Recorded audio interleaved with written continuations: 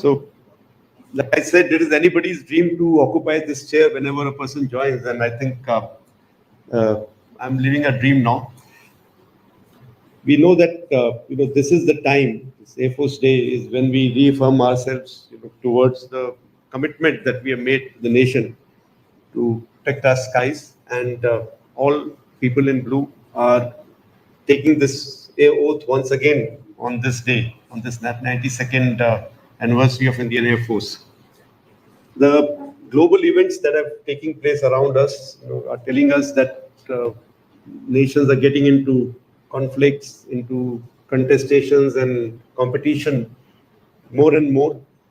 And in all the contests that are going on, the wars that are going on, one in 3 years, and one which is already a year old now, we see that importance of air power. I think there is some movement going on. Please avoid the movement. It's getting cut. The importance of air power comes out very clear. We understand that, and also understand where we need to be as an Indian Air Force, because a lot depends on us when it comes to protecting our interests with our adversaries.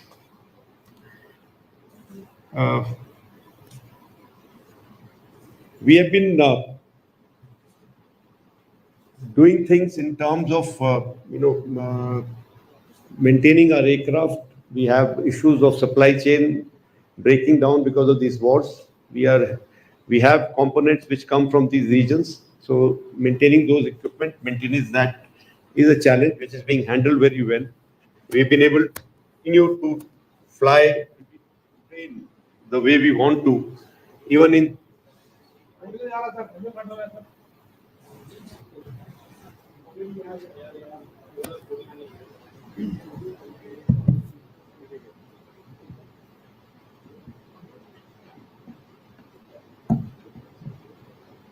Can you hear me? No? Yeah, better. So we are trying to manage ourselves very well in terms of maintaining our aircraft and equipment, and continuing to train. The man behind or the women behind the machine is what matters, and our focus has been on training in near realistic environment. We have integrated training areas where we create warlike situations where all elements of the combat forces, all elements train together, and this has been going on for a few years, and that is what is giving us the confidence that, because it is said, the way you train is the way you will fight. So since we are training in actual environment, it is giving us the confidence that should we be required to come to contest with somebody, we should be able to win the situation. Continuously, Indian Air Force is guarding the skies, that we are all aware. Our radars are churning 24/7. There are aircraft which are ready in operational configurations at operational readiness platforms, which are ready to take on any kind of intrusions or any situation that develops. And these are day-to-day affairs. Day and night, they are on that. Also, certain surface-to-air guided weapons are kept ready in certain areas where we need to guard our borders and skies. We also,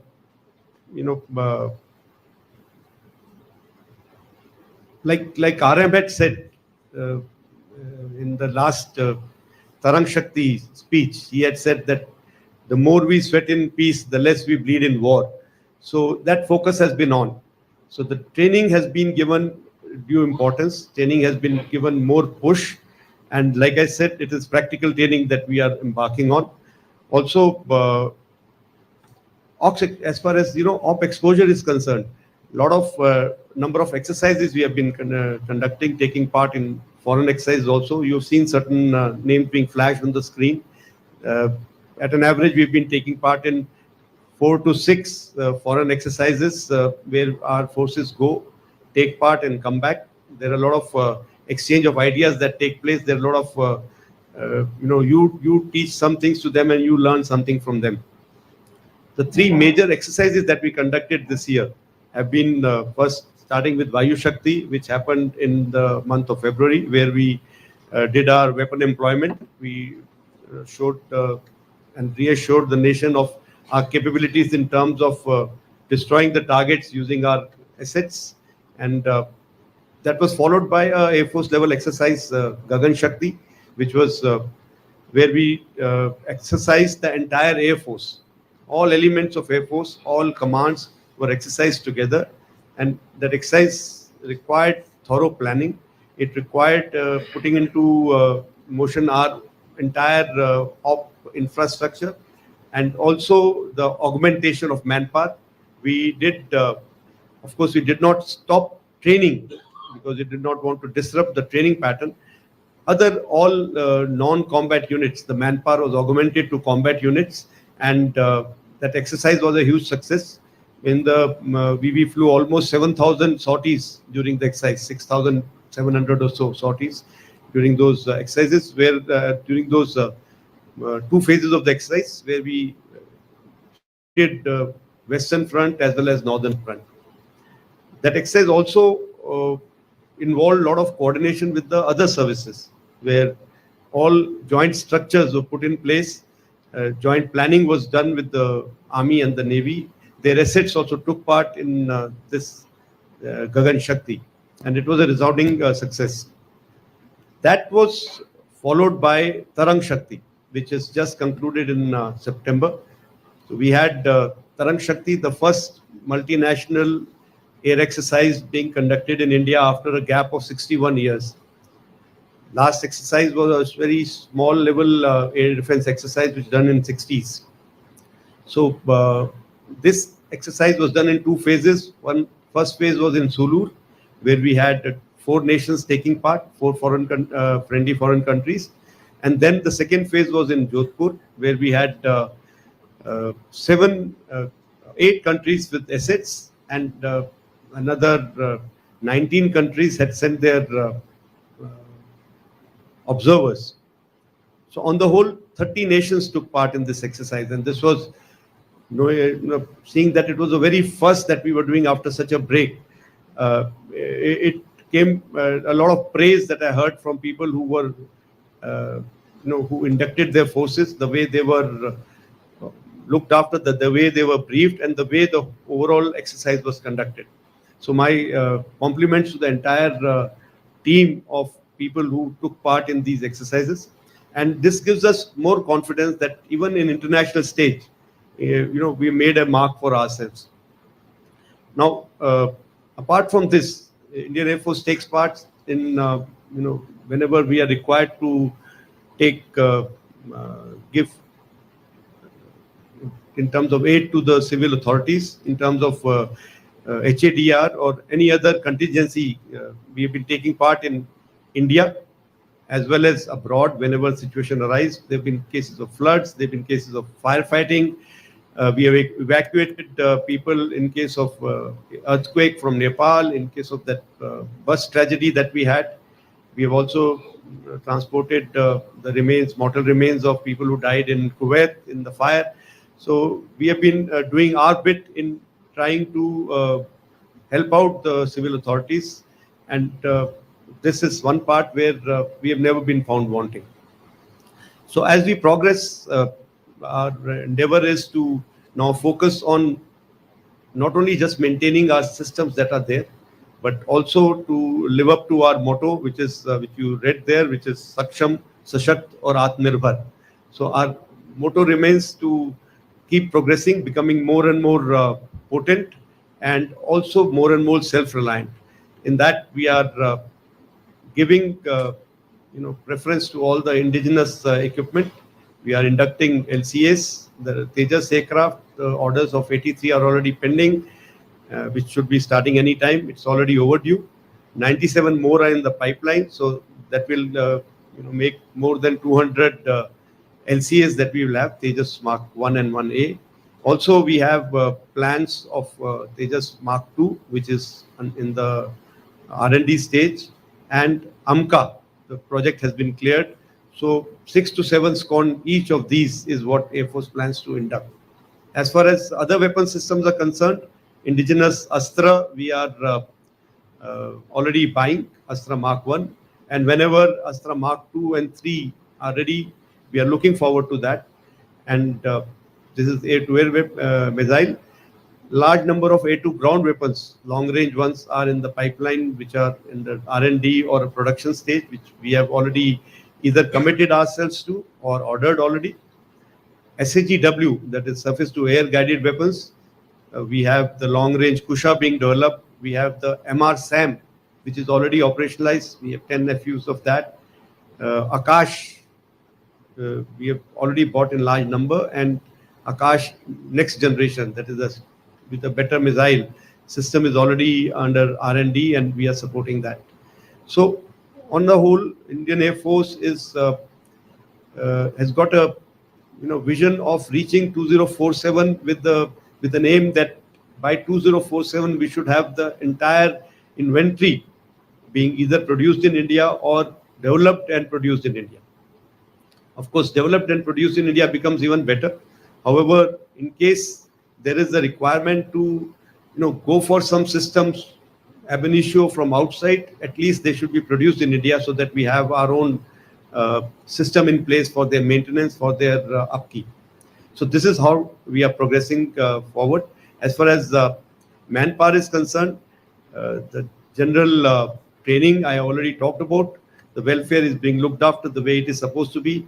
We have just gone through induction of Agniveer last 3 years. The first batch of Agniveer Vayu, which was inducted, has got trained. The second stage also. Their progress has been very good. You saw the display of Agniveer Vayu women drill team in the video. I've been meeting them. I've been discussing with them their living conditions and their motivation levels. I find them highly motivated, and I'm sure in days to come these people will make the Air Force proud in terms of their energy level, in terms of their training. They're young minds, they're easy to train, easy to adapt to, and we will go along with the policy that the government has made for the Indian Armed Forces. So that's all I have to say. Anything else we will discuss during the question and answer. Jai Hind. Thank you, sir. With your permission, I'll start with the Q&A. Ladies and gentlemen, we'll take questions in batches of 3. We'll start with the agencies first.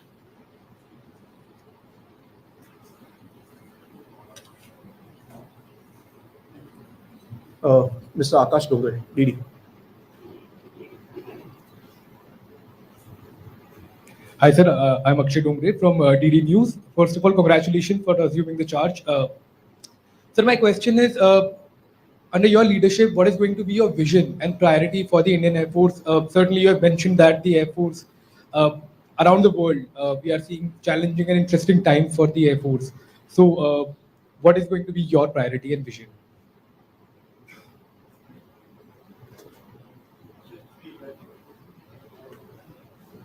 I'll take on the one. Yeah, thank you. Thank you for your wishes, first. So I think somebody had asked me this question a few days back also, and I had made it very clear that the organization is bigger than any appointment. So with just a change of chief, the priorities don't change.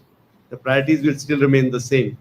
We need to, like I said, we need to continue moving forward in terms of handling the current situation, finding some short-term solutions to the problem that we are facing in terms of maintenance and upkeep of our equipment. At the same time, progressing towards having equipment that can make us more self-reliant and Atmanirbhar. So that remains our priority as far as our equipment and weapon systems are concerned, and also focusing on individuals, focusing on putting the best person at the right job is something that we need to focus on in terms of extracting the best out of the equipment that we buy or the weapon systems that we have. So for that, identifying the individuals and training them well is something that we are looking at and we are progressing towards. Thank you. Mr. Ajit Dubey. Morning, this is Ajit Dubey from ANI, sir. Sir, you listed a long list of indigenous equipment that the Indian Air Force is buying, the LCAs, Mark IIs, MK, Kusha, Akash, MRSAM. Sir, can you give us an estimate that what would be the worth of the indigenous equipment that the Air Force would be procuring in next, say, 5 years? And sir, along with this, how do you see indigenization helping the Indian Air Force armed forces prepare for a situation like where we are seeing that in conflicts people are firing 200, 300 ballistic missiles in one night at the adversary. So how do you think indigenization is going to help with that, sir? Thank you very much. When it comes to building the capacity, one is capability, other one is capacity. So building the capacity, it becomes important for our manufacturing agencies to come forward and increase their production rate. And when it comes to conflict situations, if you're relying on getting your weapons from outside, there will always be different interests and changing interests, which can create a choke point for you. So if you need to actually fight the war the way you said, 200 to 300 missiles being fired in one day, you have to have them being manufactured in India.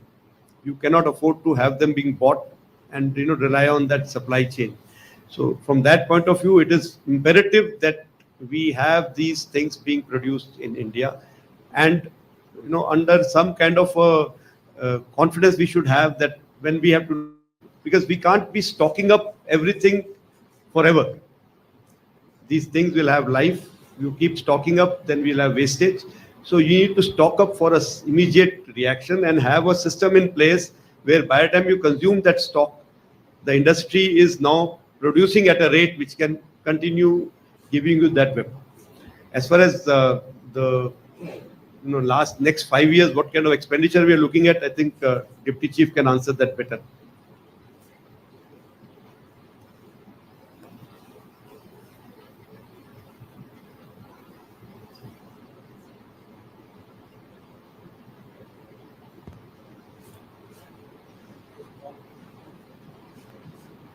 For this year, we expect around, say, 56,000 crores towards capital. And allocation for the future years cannot be really forecast. But like the CS brought out, a lot of big ticket procurements, for example, the LCA Mark 1 Alpha, the second tranche, and maybe in future LCA Mark 2, and the other procurements of missiles and radar systems. These are the big ticket procurements. So we are expecting that we would be able to continue to grow our expenditure at a ballpark, maybe say 10% per year in future. But it is difficult to focus. It's just a very, very approximate kind of an assessment. And you'll all know that the money doesn't go in one go. It is dispersed sequentially as the production takes place.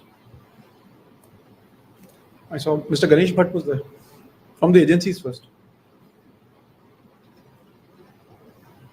So no more from agencies. I'll take on the next question. Hello, sir. I'm Ganesh Bhatt from INS. This side, sir. Okay. There Sir. he is. Sir, indigenous jet technology will bring what change in the readiness of Indian Air Force? Indigenous jet technology, sir, jet engine technology will bring what change in Indian Air Force? Talking about jet engine. Yeah, so I think we all understand an aircraft has, one of the major component of any aircraft is the engine.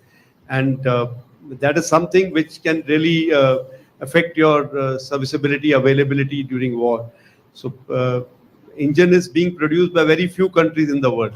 Very few design houses or production houses for engine. Of course, production houses are more.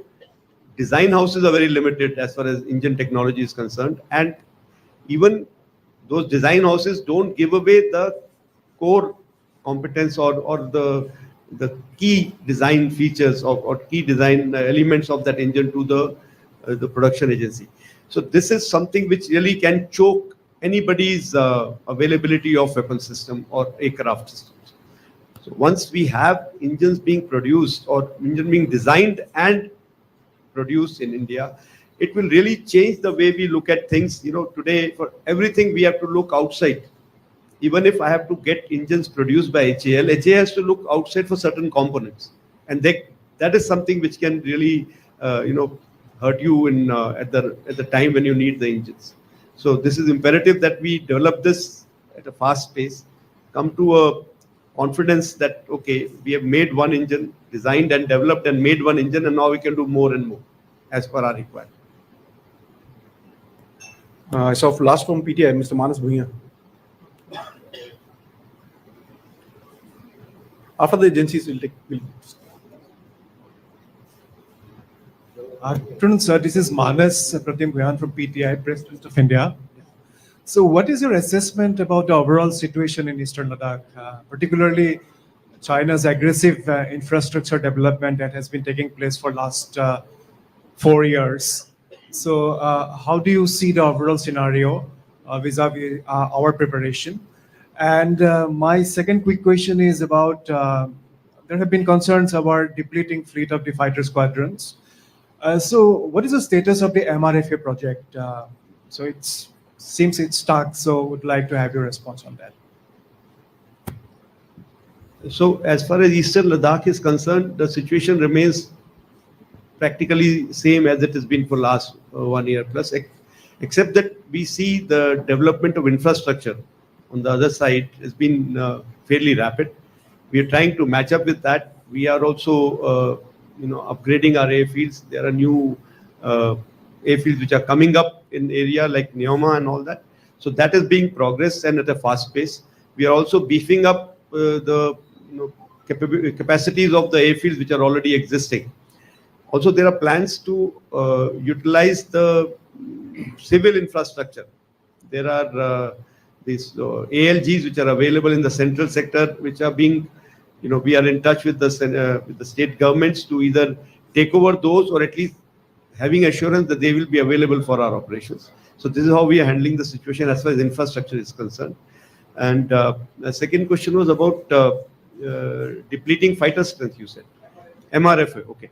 So MRFA, the RFI was issued. We have got the response from everybody. We have made the requirements very clear.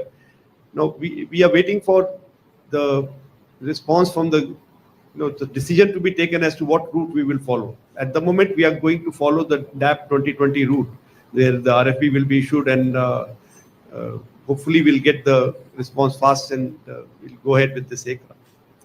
So there is a requirement to have it make in India. That is something which we have very clearly stated in that the aircraft has to be made in India. And because of that, the people who have to respond have to find an Indian partner and make it happen that way. That is where we are. Thanks. I saw from Shivani.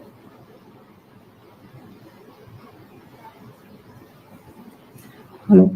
Good afternoon, sir. I'm Shivani Sharma from India Today. First of all, congratulations as you get to live your dream, as you said. Thank you. So we are meeting at a time when the world is on the verge of another war, and the recent conflicts have seen the usage of non-conventional weapons, a lot of use of technology. So how do we learn and incorporate all this for the future wars that India might have to face, along with dealing with the challenges of the depleting fighter strength and the delays which you already mentioned? So, the only way you can handle challenges of future is that you move forward. Like if non-conventional weapons are being used more and more, you need to find them available in your inventory, at the same time find counter to them. So non-kinetic means as well as non-conventional means have become an order of the day. We are fully aware of that, and because of that, we have been having competitions like Meher Baba competitions, where we develop in-house capability of drones. We've been developing and buying counter drone systems for the drone threat. As far as cyber security and information warfare is concerned, the efforts are on towards that. And challenges of depleting fighter streams, so there is no way we can do anything. It is not a short term that overnight we can buy stuff. It takes time. not only just selection, but induction also takes time. And along with that, even if I induct, let's say, 2 squadrons or 3 squadrons suddenly, training takes time to be able to utilize them. So what we are focusing on at the moment is that to be able to fight with whatever we have immediately. And for that, the training becomes very important. So, and also preserving the assets that we have, how to use them in the correct manner. So that is something that is being, inculcated into people right down to the last man, that this is how we must do things. We'll go to the Mr. Ajay Banerjee had raised the hand earlier.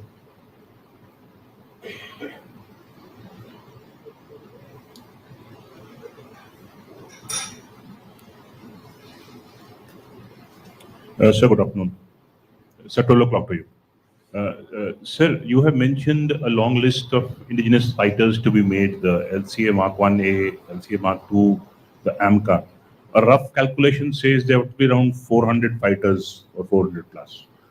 The timelines of the Tejas Mark 1A, we all know, are delayed. Sir, what would be your plan B in case of a delay? And could you secondly give a timeline to the RFP of the MRFA, which you just mentioned to Manas's question? So, see, it is a known fact that Tejas has got delayed. There is no doubt in it. We all know it. And there is also promise that the production rate will be increased to 24 aircraft per year. If that promise is kept, I think the delays can be caught up with. Yes, the first aim is not to let our aircraft strength go down. That means as we are reaching obsolescence of certain aircraft, the aircraft should be inducted parallelly. So a number of squadrons remain at least not below 30. So HAL has to keep the promise which they have made that we will be building it up to 24 aircraft per year. They've already got a third production line in place in Nasik, which is yet to churn out an aircraft. As far as Tejas Mark 2 AMCA is concerned, they need to, we all need to learn our lessons, what happened in Mark 1, what all has caused the delays, and make sure that those things are ironed out right in the beginning. Transfer of technology from a design house to a production house. Even if it is within India, because I was in that program, I know when Tejas was being produced by the overall division, or not overall division, the R&D division, and from there it went to production. There were hitches. The absorption took time. The absorption of technology took time. So that has to be parallelly achieved. Also, we need to look at even private players have to come in, because unless you have private industry coming in and chipping in, I don't think we can continue relying on only one agency, because HAL will also have its own limitation in terms of what it can do in a time frame. So with looking at the numbers that are involved, Mark 1As and expected Mark 2s and AMCA, we need to have private industry chipping in and coming in a big way to help out production challenges. So I cannot really lay down any timeline. MRFA is needed as of yesterday. So very difficult for me to say some timeline. But yes, like Mark 2 is supposed to do its first flight next year, October. It is supposed to be inducted by 28 as per the timelines as of today. 27 December is supposed to be the end of R&D phase for Mark 2, LCA Mark 2. So we need to look at that these timelines are met.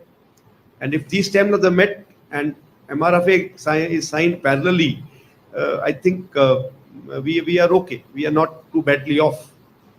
But if these times are getting pushed, then we need to look at alternatives. Mr. Manish.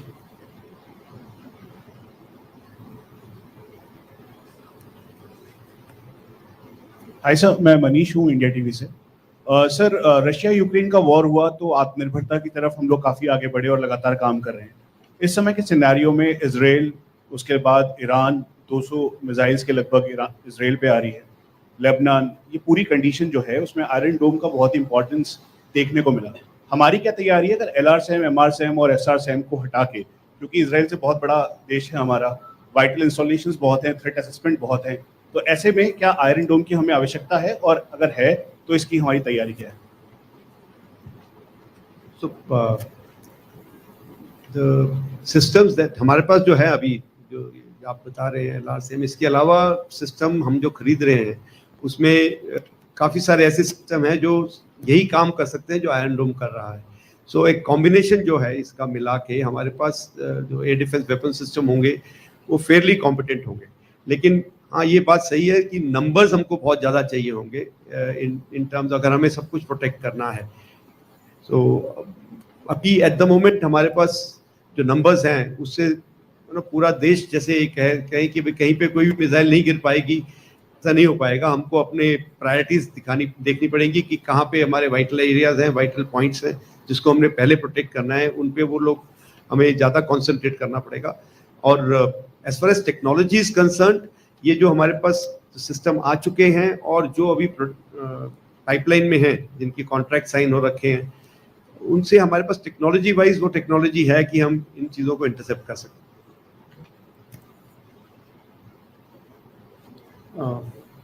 I'll take it and in the sequence. So Snehish had raised hand.